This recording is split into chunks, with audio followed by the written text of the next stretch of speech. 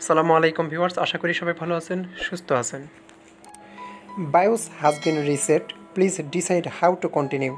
এই ইররটি তখনই আসে যদি মাদারবোর্ডের BIOS ব্যাটারি নষ্ট হয়ে যায়, তখন এই ইররটি আসে। সেই ক্ষেত্রে যদি আপনি চেঞ্জ না করেন তাহলে আপনার বারবার এই ইররটি আসতে থাকবে। সেই ক্ষেত্রে আপনাকে লোড অপটিমাইজড ডিফল্ট দেন রিবুট এই অপশনটি সিলেক্ট করে যদি এন্টার দেন, সেই ক্ষেত্রে রিবুট হয়ে কম্পিউটারটি চালু হবে। তবে এই প্রক্রিয়ায় কম্পিউটার চালু করা সত্যি বিরক্তিকর। দুইটি উপায়ে এই সমস্যার সমাধান করা যায়। আমি দুইটি উপায় দেখাবো। যদি প্রথম অপশান কাজ না করে তাহলে অবশ্যই দ্বিতীয় অপশান অর্থাৎ BIOS ব্যাটারি অবশ্যই চেঞ্জ করবেন। আমরা BIOSে প্রবেশ করব। কিবোর্ডের ডাউন অ্যারো প্রেস করে আমরা এন্টার BIOSে আসব। এন্টার BIOS সিলেক্ট করে আমরা এন্টার দিব। পেরিফেরালসে যাব। এখান থেকে সাটা মোড সিলেকশন, এখানে AHCI এটা আমরা পরিবর্তন করে আইডি দিব।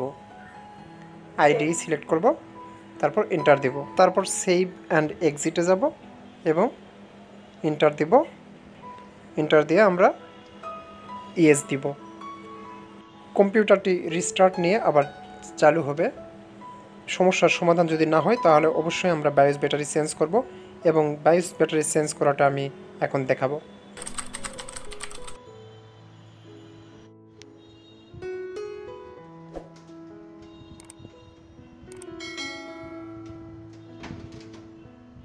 মাদারবোর্ডের যে কোনো কাজ করতে হলে অবশ্যই পাওয়ার সাপ্লাই থেকে পাওয়ার কেবলটি খুলে নিতে হবে, তারপর কাজ করতে হবে।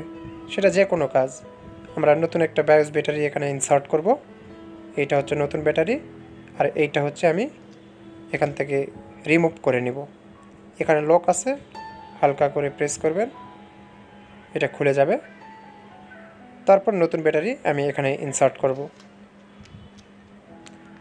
এটা এখন খুলব, খুলে আমি এটা এখানে ইনসার্ট করে দিব ব্যাটারি স্লটে। এটা হচ্ছে নতুন ব্যাটারি, ইনসার্ট করলাম।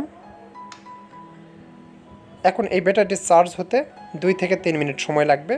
কম্পিউটারটি চালু করবেন, যেটাই আসুক 3 মিনিট ওয়েট করবেন, তারপর পরবর্তীতে আপনারা রিবুট দিবেন। ইনশাআল্লাহ সমস্যার সমাধান হয়ে যাবে। ভিডিওটি ভালো লাগলে অবশ্যই লাইক, কমেন্টস, শেয়ার করবেন আর সাবস্ক্রাইব করে সাথেই থাকবেন। আসসালামু আলাইকুম।